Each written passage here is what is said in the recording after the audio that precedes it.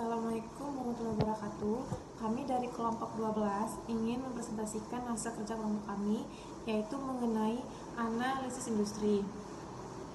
Sebelum kelompok saya menjelaskan lebih lanjut, ada kalanya saya memperkenalkan nama-nama kelompok saya terlebih dahulu. Saya sendiri Masita Nurul Parasution, dan ada rekan saya yaitu Serafina Siregar, Trisna Levia Panjaitan, dan Renanes Utapea. Baik, langsung saja. Di sini saya akan menjelaskan mengenai analisis industri. Analisis industri merupakan salah satu bagian dalam analisis fundamental. Dalam analisis industri, investor mencoba memperbandingkan kinerja dari berbagai industri untuk bisa mengetahui jenis industri apa saja yang memiliki prospek paling menjanjikan ataupun sebaliknya. Jadi di sini maksudnya adalah para investor akan mencari di bagian manakah yang paling menjanjikan, yaitu keuntungannya untuk bisa menjalankan kerjasama.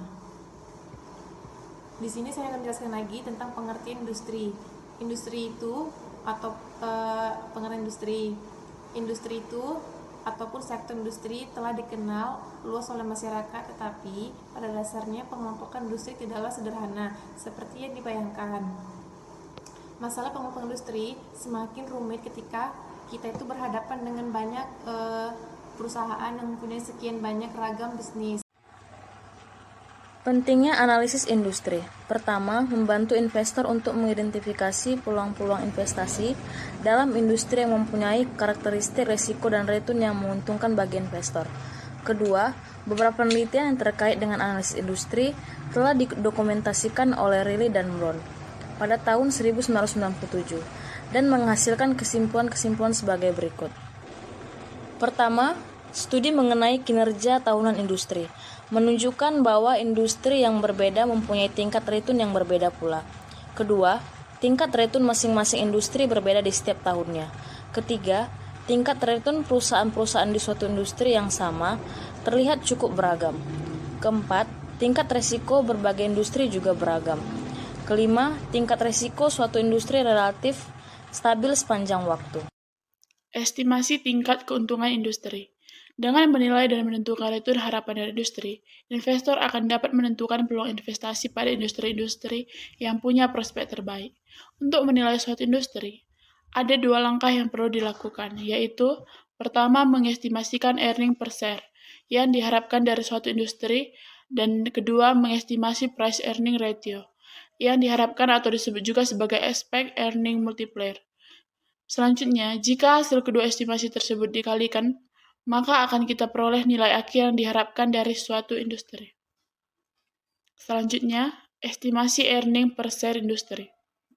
Ada 3 teknik yang dapat digunakan untuk mengestimasikan tingkat penjualan suatu industri, yaitu dengan daur hidup industri atau industry life cycle, analisis input-output, serta hubungan antara industri dengan ekonomi secara keseluruhan, yaitu 1. Perakiraan penjualan dan daur hidup industri. 2. Perakiraan penjualan dan analisis input-output. Yang ketiga, perakiraan penjualan dan hubungan industri dan ekonomi.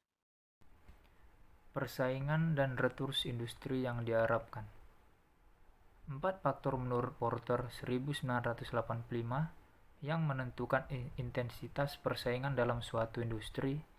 Faktor tersebut adalah: yang pertama, ancaman adanya permainan baru. Yang kedua, daya tawar atau bargaining power pembeli.